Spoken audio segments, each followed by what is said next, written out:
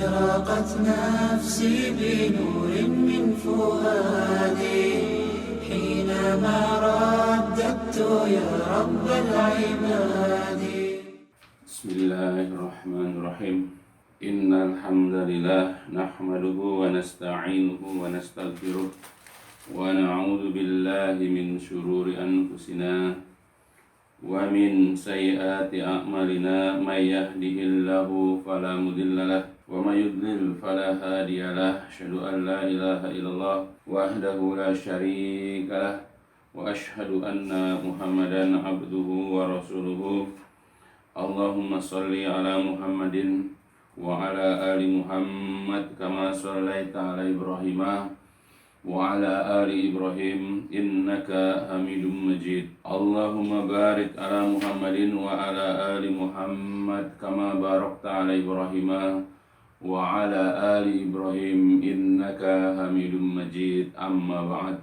Fa inna asdaqal hadis kitabullah wa khairal hadi hadi Muhammadin sallallahu alaihi wasallam wa syarrul umuri muhdatsatuha fa inna kulla muhdatsatin bid'ah wa kulla bid'atin dhalalah wa kulla dhalalatin finnar. Alhamdulillah, di kesempatan yang mulia ini kita akan lanjutkan kajian tentang kitab Al-Kabair, tentang dosa-dosa besar.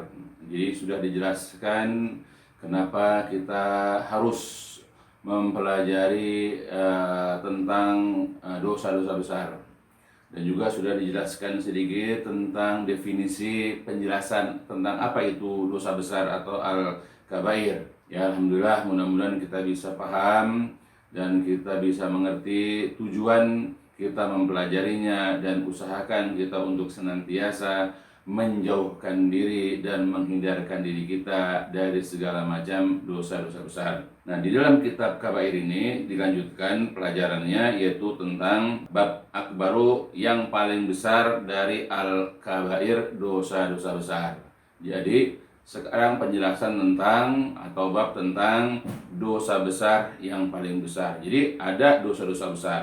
Nah, dari sekian banyak dosa besar, ya, yang berjumlah ya tidak ditentukan ya, karena jumlahnya itu ada yang dikatakan ya, lebih dari 70, bahkan ada yang sampai kepada lebih dari 400, lebih dari 700. Ya Allah alam, para ulama sudah menghimpun itu seluruhnya ya. Tetapi dari sekian banyak dosa besar disebutkan nanti oleh Rasulullah, ada yang akbar, ada yang paling besar. Dan dimulai dengan pembacaan dalil tentang ya akbarul kabair ini. Fi as-sahihain, di dalam dua kitab sahih, maksudnya dalam kitab sahih Imam Al-Bukhari dan juga sahih Muslim, an Abi Bakrah, dari Abu Bakrah radhiyallahu an. Qala, berkata Abu Bakrah, ya, qala berkata, yaitu Abu Bakrah, qala Rasulullah sallallahu alaihi wasallam, telah bersabda Rasulullah sallallahu alaihi wasallam. Rasul bersabda, ya, tapi dalam bentuk pertanyaan. Kata beliau, ala unabbiukum bi akbaril kabair. Ala, ingatlah, atau maukah kalian itu, unabbiu, aku kabarkan, ya, aku beritakan, aku infokan kum kepada kalian, bi, tentang akbaril kabair. Maukah ku kabarkan, maukah ku infokan kepada kalian tentang dosa besar yang paling besar. Kulna, kami, yaitu para sahabat, ya, di situ ada Abu Bakrah, kemudian menjawab, bala ya Rasulullah, ya mau, wahai Rasulullah sallallahu alaihi wasallam. Kemudian qala, Nabi menjelaskan, Nabi menerangkan tentang apa yang ditanyakan kepada para sahabat, dan kemudian para sahabat berkehendak atau mau ya dijelaskan tentang itu. Kata beliau, yang dikatakan dosa besar yang paling besar adalah al-isyraku billah wa uququl walidain wa kana muttaqian fajalasa faqala ala wa qaulaz zur ala wa syahadatu zur fama zala yukarriruha hatta qulna laitahu sakata. Jadi dosa besar yang paling besar adalah al-isyraku billah, yaitu melakukan perbuatan syirik, perbuatan menduakan Allah, ya. Jadi dosa besar yang paling besar adalah pertama perbuatan syirik terhadap Allah. menduakan Allah dalam berdoa, meminta, ya, dan yang lain-lainnya. Kemudian waqul walidain, dosa besar yang paling besar kedua adalah yaitu durhaka kepada kedua orang tua. Karena waktu Nabi mengucapkan perbuatan syirik kepada Allah dan durhaka sama orang tua, kondisi Nabi sedang mutakian, sedang bersandar duduknya, ya, sedang nyender. Kemudian fajalasa, lalu beliau duduk tegak, ya. Lalu kemudian Nabi mengatakan, ala, ingatlah, wa qaula zur, juga perkataan dusta, ya, wa qaula, dan juga perkataan dusta, ala, dan ingatlah pula, wa syahadatu zur, dan juga persaksian palsu. Fama zala yukarriruha, maka senantiasa Nabi mengulang-ulang kata itu, mengulang-ulang ucapan itu, hatta kulna, sehingga kami kulna mengatakan, laitahu, duhai kiranya beliau itu sakata, diam. Karena Nabi mengulang-ulang terus sampai para sahabat berkata dalam hatinya, mudah-mudahan Nabi diam. Nah, itu hadis yang diriwayatkan oleh Imam Al-Bukhari dan juga Muslim. Ya, nah sekarang kita pelajari penjelasannya dulu dari penyusun kitab syarah, yaitu kitab Al-Kabair yang disusun oleh Shalih bin Fauzan bin Abdullah Al-Fauzan, atau dikenal dengan Syekh Al-Fauzan. Kata beliau di dalam syarahnya, dalam penjelasannya, arafna annal kabair, ya, jadi kita telah mengetahui bahwa al-kabaira, dosa-dosa besar itu laisat, ya, tidaklah sama. Ya, jadi tingkatan dosa-dosa besar itu tidak sama, berbeda-beda. Ya, ada dosa besar yang paling besar, ada dosa besar, dan dosa besar pun itu berbeda-beda tingkatannya. Dan kemudian ada dosa-dosa kecil. Jadi dosa besar yang paling besar, kemudian dosa besar, kemudian dosa-dosa kecil. Faminha, maka diantaranya, diantara jenis dosa besar itu ada akbarul kabair, ada dosa besar yang paling besar.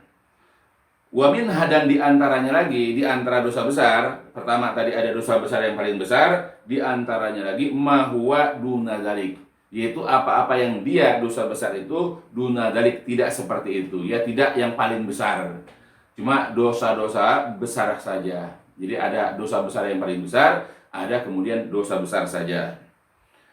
Wasab'ul mubiqat, dan 7 perkara yang membinasakan, ya, sebagaimana sabda Nabi nanti dibacakan, wasabu, dan 7 perkara al-mubiqat yang membinasakan, dia itu adalah akbarul kabair, dia adalah dosa besar yang paling besar. Nanti ada disebutkan 7. Nah, kalau yang di hadis tadi itu ada 4, yaitu perbuatan syirik, durhaka sama orang tua, berkata dusta, dan bersaksi palsu. Wasabul mubiqat, 7 perkara yang membinasakan, dia adalah akbarul kabair, dosa besar yang paling besar. Sumiat, dinamakan, dosa-dosa besar ini dinamakan mubikon, yaitu yang membinasakan. Kenapa? Li'annaha, karena dosa-dosa besar ini ya tuhliku, akan menghancurkan, akan membinasakan sohibaha, pelakunya. Jadi kenapa dikatakan 7 perkara yang membinasakan? Kenapa dikatakan membinasakan? Karena orang yang melakukan itu pasti binasa, hancur nanti di yaumil qiyamah.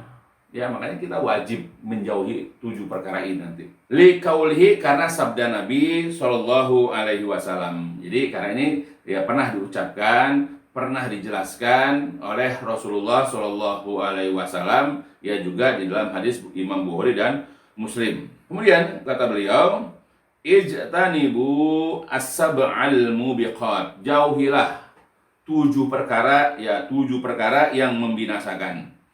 Kalau mereka bertanya, maksudnya para sahabat bertanya, ya Rasulullah, wahai Rasulullah, mahunna, apakah itu? Apakah 7 perkara itu? Apa saja 7 perkara yang membinasakan itu? Kemudian Nabi menjelaskan, pertama adalah asyirku billah, berbuat syirik, menduakan, ya, menyekutukan Allah. Nah, jadi jikalau ada orang mengerjakan sesuatu, kemudian dia itu melakukannya itu bukan hanya kepada Allah, tapi juga untuk mengharapkan pujian atau sanjungan dari Allah, ya, seperti riya, itu juga sudah termasuk syirik, ya, kecil. Nah, ini adalah orang yang dia berdoa kepada Allah, dia memohon kepada Allah, meminta rezeki, minta dilapangkan rezeki, minta diberikan kesehatan, minta diberikan jodoh, minta diberikan keturunan kepada Allah. Tapi selepas itu dia mendatangi kuburan orang-orang soleh, mendatangi kuburan para wali, lalu dia datang ke tempat itu, lalu memohon seperti yang dimohonkan kepada Allah. Jadi dia menduakan Allah di dalam berdoa. Nah, itu adalah merupakan perbuatan syirik. Insya Allah suatu saat nanti kita akan bahas perbuatan syirik ini lebih jelas lagi ya, dengan jenis-jenis daripada kemusyrikan insya Allah ya. Yang kedua, wasihru ya, perbuatan sihir ya. Jadi orang yang melakukan sihir ya, itu juga termasuk 7 perkara yang membinasakan ya. Oke, jauhilah tukang-tukang sihir. Jangan kita meletakkan diri kita sebagai tukang sihir ya, dengan aneka ragam jenisnya nanti. Itu insya Allah juga akan dijelaskan apa itu sihir. Yang ketiga, wa qatlun nafsil lati haramallah illa bil haq. Yang ketiga adalah membunuh jiwa yang diharamkan oleh Allah ya untuk membunuhnya kecuali dengan cara yang benar ya. Seorang muslim ya, karena ada pertengkaran kecil, ada permasalahan, lalu kemudian bertengkar, berantem, kemudian dia marah, dipukul. Nah, itu adalah merupakan perkara yang diharamkan karena termasuk 7 perkara yang membinasakan. Hati-hati. Ya, sekarang nyawa manusia, khususnya umat Islam itu ya, bagi sebagian orang karena ketidakpahamannya itu amat kecil nilainya. Hanya perkara barangkali masalah ekonomi, membegal orang, mengambil harta orang di rumah orang, lalu kemudian ada orang yang memergokinya, lalu dia segera membunuhnya. Hanya persoalan-persoalan kecil, kadang-kadang bertengkar atau apa, berantem, membunuh dan begitu seterusnya. Ya, padahal membunuh ya jiwa, membunuh orang ya tanpa alasan yang benar itu adalah termasuk yang diharamkan. Makanya yang ketiga dari 7 perkara yang membinasakan adalah membunuh jiwa. Yang diharamkan, apa yang diharamkan? Karena dia adalah seorang muslim. Bahkan orang kafir pun tanpa suatu sebab tidak boleh dibunuh, apalagi dia seorang muslim. Yang haram darahnya untuk ditumpahkan, haram hartanya untuk diambil ya, dan bahkan kehormatannya pun, kemuliaannya tidak boleh dirusak ya.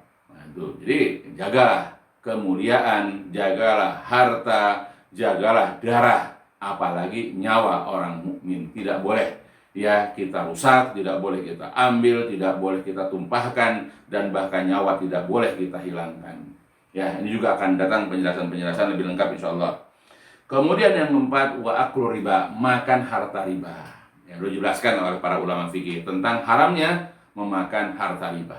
Jadi termasuk juga ini perkara yang membinasakan yang nomor 4. Kemudian wa aklu malil yatim. Yang kelima adalah memakan harta anak yatim. Baik itu seorang om atau tante yang mengurusi harta daripada ponakannya, lalu kemudian dia kuasai harta, misalnya harta ponakannya, ya, atau misalnya orang-orang yang membuat panti asuhan, lalu mencari donatur kepada orang, tetapi tidak diberikan kepada anak-anak yatim, tapi dikuasai sendiri, dan masih banyak lagi yang lain jenis-jenis daripada memakan harta anak yatim ini. Dan ini dilarang juga karena memakan harta manusia dengan cara yang batil. Ya, ini perkara yang nomor 5.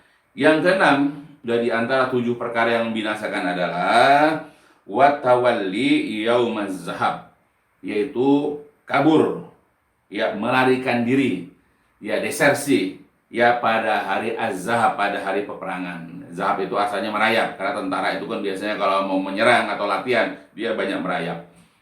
Tapi yang dimaksud yaumaz zahab itu adalah berperang. Jadi ketika peperangan, satu firqah orang mukmin, satu firqah orang kafir berperang. Lalu kemudian ada di antara kelompok kaum muslimin ini menghindar, melarikan diri dari peperangan karena takut mati. Ya, karena takut terbunuh ya. Nah, maka perbuatan dia lari ya dari peperangan termasuk 7 perkara yang membinasakan nomor 6. Insyaallah kita akan bahas. Dan yang terakhir dari 7 perkara yang membinasakan adalah ya wa qadful muhsanat al mu'minat al ghafilat, yaitu menuduh wanita yang menjaga kehormatan dirinya, lagi dia beriman, lagi dia lengah, yaitu melakukan perbuatan yaitu keji.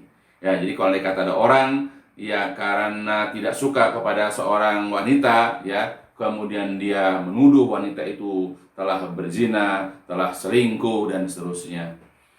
Ya, atau mungkin karena dia melihat ada seorang wanita kebetulan berdua dengan seorang laki-laki tanpa tahu kejelasannya, langsung menuduh. Ya, padahal kalau menuduh itu harus ada 4 orang saksi. Nah itu, jadi perbuatan seseorang menuduh wanita baik-baik, wanita beriman, lagi dia tidak tahu persoalannya karena dia lengah dari pandangan orang, kemudian dituduh berbuat zina, maka yang menuduh ini telah melakukan ya salah satu dari 7 perkara yang membinasakan. Nah itulah, jadi 7 itu pertama adalah perbuatan syirik kepada Allah, melakukan perbuatan sihir, membunuh jiwa, makan harta riba, makan harta anak yatim, lari dari peperangan, dan menuduh wanita baik-baik beriman yang lengah dari tuduhan melakukan perbuatan keji, yaitu perbuatan zina misalnya. Nah itu ya, kalau kita perhatikan di sini, yang dikatakan 7 yang membinasakan itu dikategorikan sebagai akbarul kabair. Fadzakarun Nabi, maka Nabi SAW telah yang menyebutkan akbarul kabair, yaitu dosa besar yang paling besar.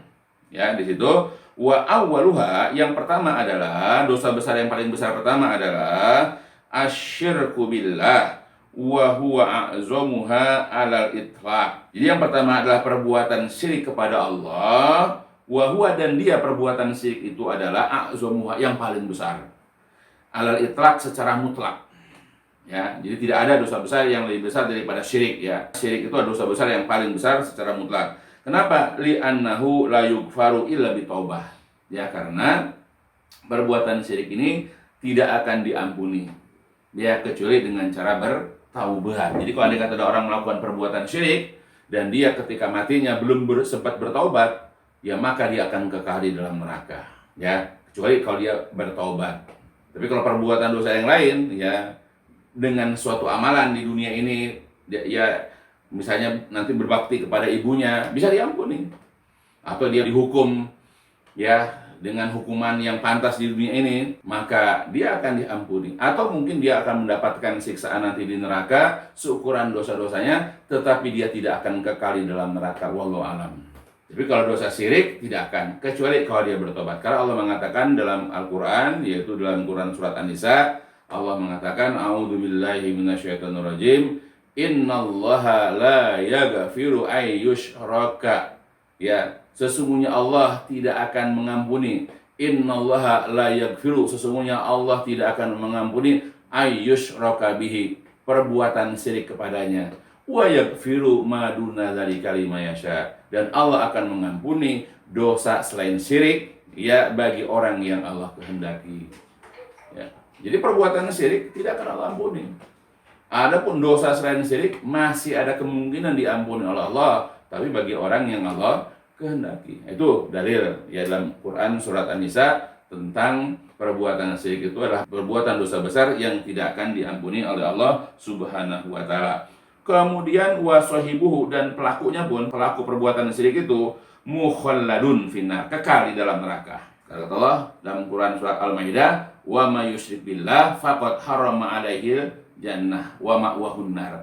Barang siapa yang berbuat syirik kepada Allah, maka Allah haramkan bagi dia itu surga, dan tempatnya adalah neraka. Jadi haram orang yang melakukan perbuatan syirik itu masuk ke dalam surga. Nah, kalau haram masuk surga, berarti tempatnya di neraka. Nauzubillah.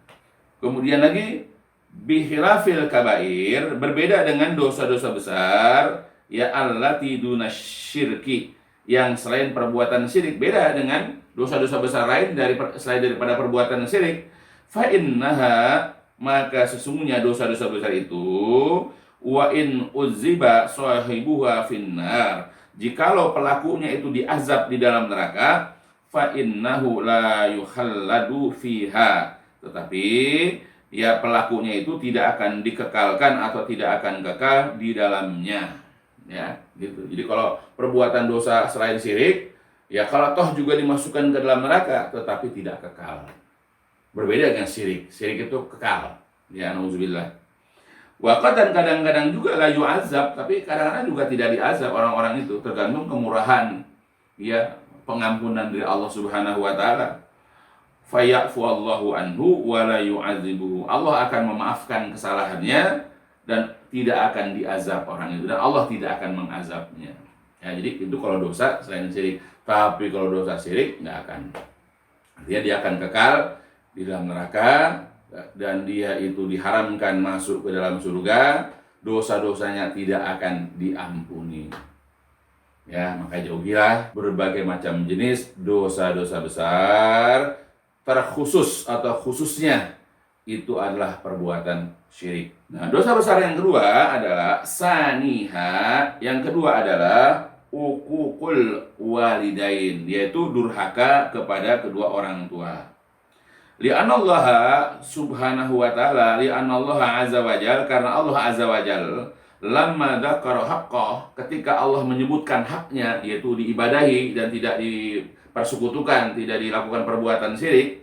Jadi ketika Allah menyebutkan hak dia, zakara, Allah juga menyebutkan haqqal walidain, haknya kedua orang tua. Ya, jadi dalam Al-Quran banyak ya, itu sudah kita bahas di dalam bab tentang berbakti kepada kedua orang tua. Ya, jadi karena kenapa? Ya, karena Allah ketika menyebutkan haknya dia, Allah juga menyebutkan haknya kedua orang tua. Qala ta'ala, Allah Ta'ala berfirman dalam surat An-Nisa, a'udzubillahi minasyaitonirrajim, wa'budullah wa la tusyriku bihi syai'a wa bil walidaini ihsanan. Dan hendaklah kalian menyembah Allah, hendaklah kalian beribadah kepada Allah, dan janganlah kalian mempersekutukan Allah dengan sesuatu. Ya, jadi hak Allah itu dalam ayat ini ada dua. Pertama adalah diibadahi. Yang kedua, hak Allah adalah tidak dipersekutukan. Tunaikan hak Allah. Jangan kita nuntut hak kita aja, yang masuk surga, dijauhkan dari neraka. Ya mana mungkin kalau haknya Allah tidak kita tunaikan. Nah, itu haknya Allah. Nah, kemudian wabil walidaini ihsana, ini haknya orang tua. Ya, haknya kedua orang tua. Dan hendaklah berbuat baik kepada kedua orang tua. Dan juga Allah telah mengatakan dalam ayat yang lain dalam surat Al-Isra, a'udzubillahi minasyaitonirrajim, wa qadara rabbuka alla ta'budu illa iyyah wa bil walidain ihsanan. Dan Rabbmu telah menetapkan bahwa jangan kalian beribadah kecuali hanya kepada Dia saja. Ini hak Allah, bahwa tidak boleh kita meletakkan, tidak boleh kita melakukan peribadatan kecuali hanya kepada Dia. Jadi selain daripada Allah tidak boleh dijadikan tempat ibadah. Apakah dia malaikat, apakah dia itu para nabi atau wali, apakah itu para jin atau setan, tidak boleh kita ibadati karena bukan tempatnya. Di mana tempat peribadatan? Ya Allah. Ya, maka Allah katakan, dan Allah telah menetapkan. Ya, Allah telah memastikan bahwa jangan beribadah, tidak boleh beribadah kecuali hanya kepada Dia. Ini haknya Allah. Tunaikan hak Allah. Kemudian baru yang kedua, hak kedua orang tua adalah wabil walidain ihsanan, dan kepada kedua orang tua hendaklah berbuat baik. Fahaqul walidain ya'ti ba'da haqqillahi ta'ala, dan haknya kedua orang tua itu datang sesudah haknya Allah Ta'ala. Ya, ingat, haknya kedua orang tua datang itu sesudah haknya Allah. Jadi tunaikan hak Allah, lalu tunaikan hak kedua orang tua. Wa uququl walidain, dan yang dinamakan durhaka kepada kedua orang tua, apa itu? Wa huwa, yaitu al-isaah, berbuat buruk. Ya, dengan sikap, dengan ucapan, dengan perilaku, ya, ilaihima, kepada keduanya. Jadi durhaka kepada orang tua yaitu berbuat buruk, bersikap buruk kepada keduanya, termasuk dari akbaril kabair, termasuk dosa besar yang paling besar, ba'da syirki, setelah perbuatan syirik. Ya, jadi kita bersikap buruk sama orang tua, berbicara ya seenaknya, membentak, lebih keras. Ya, kita nggak mau dengar omongan orang tua, maunya kita yang ngomong nyerocos terus, padahal kita dulu belajar bicara, beliau yang mengajarkan. Ya, atau kita tidak peduli dengan orang tua dalam pekerjaan, nggak mau bantu sama sekali. Ya, atau misalnya kita tidak membantu ya dengan tenaga kita ketika orang tua kita sedang melakukan ini, melakukan itu. Ya, jadi perbuatan tidak peduli itu termasuk dosa besar. Apalagi dengan sikap yang lebih dari itu. Kita maki-maki, kita bentak, kita usir, ya bahkan tak banyak, ya banyak sekali maksudnya, tidak sedikit anak-anak yang durhaka kepada orang tua itu dengan menyakiti orang tua, dengan perbuatan ataupun perkataan. Bahkan ada yang saya membunuh, na'udzubillah. Ya, mudah-mudahan Allah jauhkan kita dari dosa besar yang kedua ini, ya, yaitu durhaka sama orang tua. Karena durhaka kepada orang tua itu letaknya setelah perbuatan syirik. Fahuwal ladzi yali syirik, ya, dan adanya durhaka sama orang tua itu adalah yali setelah asyirki, ya, perbuatan syirik, wal iyadu billah. Ya, kita berlindung pada Allah dari hal ini. Kama anna haqqal walidaini ya yali tauhid, sebagaimana bahwa haknya kedua orang tua itu ada setelah ya tauhid. Faqala, maka berfirman Allah, tadi sudah sebutkan ayatnya, itu surat An-Nisa, wa'budullah wa la tusyriku bihi syai'a wa bil walidaini ihsanan. Dan hendaklah kalian beribadah kepada Allah dan jangan mempersekutukan Allah dengan sesuatu, dan hendaklah berbuat baik kepada kedua orang tua. Itu. Jadi beribadah kepada Allah, haknya Allah, maka berbuat baik kepada kedua orang tua itu adalah haknya kedua orang tua.